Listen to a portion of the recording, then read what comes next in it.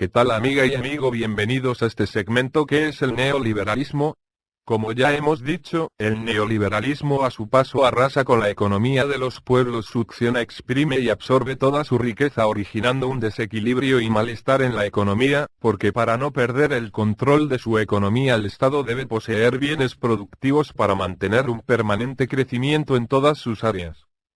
Si las empresas privadas se apoderan de todas las áreas productivas que vienen siendo las principales fuentes de ingreso, es lógico que el país se vaya al traste, porque si no tiene el control de su economía y son otros los que controlan las grandes empresas privadas, eso significa que han eliminado cualquier margen de maniobra a los gobiernos. Los efectos negativos generados por la plaga del neoliberalismo ha terminado hundiéndolos en una quiebra absoluta sin opciones a ninguna alternativa de recuperación, porque crece su deuda y los intereses los asfixia y los consume, hasta su ruina total. Entonces estas empresas alzarán el vuelo y se irán. En Latinoamérica, cuando las dictaduras militares eran los que gobernaban respaldado por las élites dominantes de Norteamérica, el neoliberalismo ha sido la copia del régimen de Pinochet que, apoyado por un grupo de Chicago, llamado los Chicago Boys, gobernaron con mano de hierro.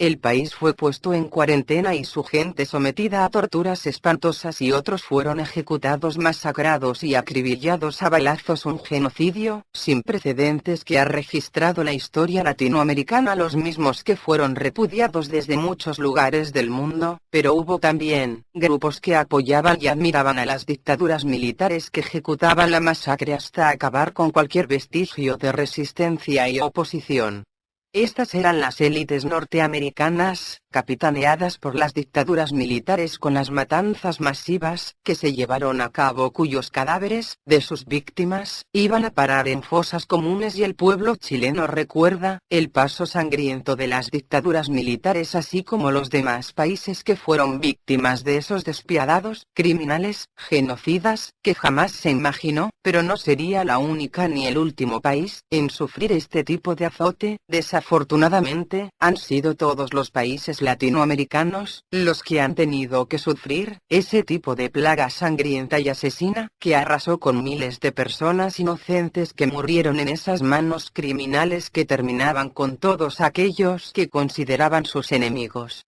Las dictaduras militares, esta vez eran los gobiernos de la derecha, que tenían las mismas consignas neoliberales, al igual que las dictaduras militares, solo que cambiaron su táctica. En la muerte lenta, porque si bien es cierto que no eran las balas que asesinaban a su gente, esta vez sería el hambre, porque provocaban la escasez de alimentos y la carestía de vida, lo que les mataría lentamente.